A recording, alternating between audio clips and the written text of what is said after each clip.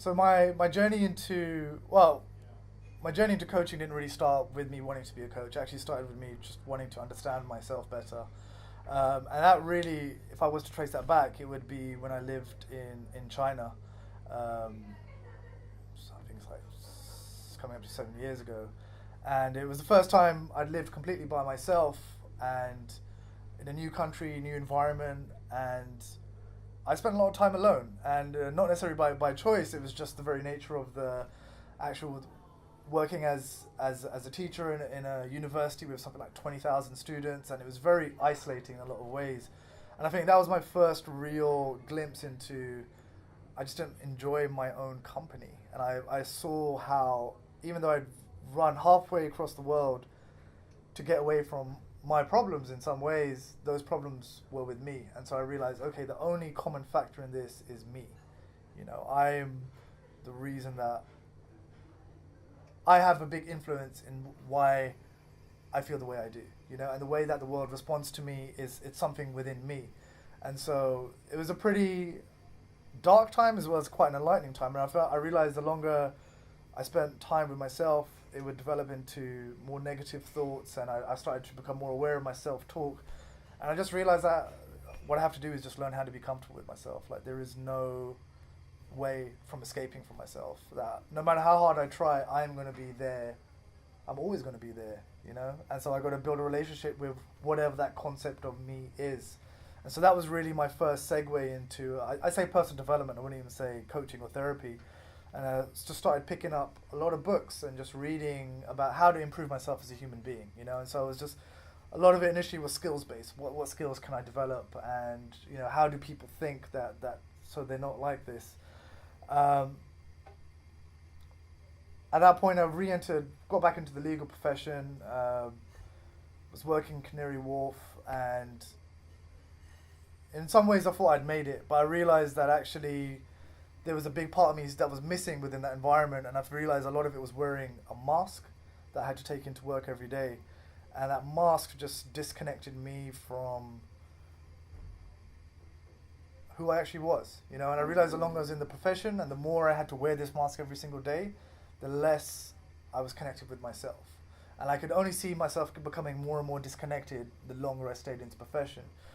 And so as part of my personal development, and at that point I actually thought I had my shit relatively together. I thought I'd done a lot of personal development work, got into journaling, meditation, and I thought, okay, I'm on top of all of this.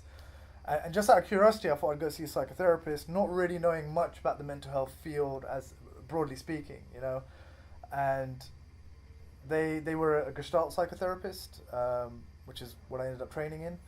And they pretty much blew my world open. What I thought I had well intact, they helped me pull apart all these parts of myself and see these parts of myself that I didn't really want to see, And it was really uncomfortable at first, I think, to acknowledge just these fragments of myself that I didn't like.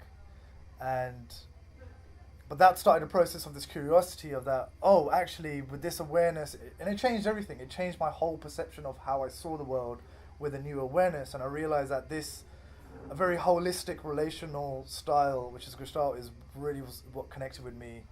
And I just thought, this is what I want to do. And so I decided I wanted to do it in Canada because their course was slightly different from what they did in London. And I pretty much decided to quit my job, broke up with my girlfriend, sold my stuff, packed my bags, and left the legal profession completely. And I went to Canada to retrain and just immerse myself in that environment, as well as learning how to build a business. So alongside my training, I started a coaching practice, largely working with startups, and really just realizing how stressful it is to run a business. It consumes so much of yourself, and you really need to know yourself in order to build a business. And the more I started speaking with people who were entrepreneurs and quite successful, I realized quite quickly that we went through the same problems. I've had that. I felt like an imposter. I've had serious depression. I've had serious doubts about this, serious doubts about that. But I realized no one was collectively talking about it together. And so then I started running some workshops, to get like entrepreneurs together and talking. Started doing some one-on-one coaching, and that really was when I connected. I found my niche. You know, it's kind of this the energy of a startup, being young, being dynamic, being quick to change. I felt that really connected well with me.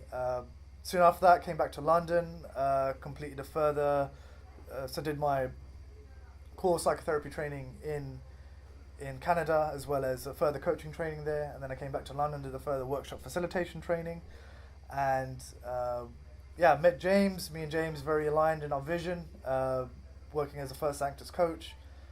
And we just, really wanted to just bring it to the masses in a way that's approachable, and it shouldn't be treated as a taboo. And very early on, me and James worked together, start running workshops, and it's just the momentum's taken off, and here I am now working with currently 6 businesses, private clients, and running workshops.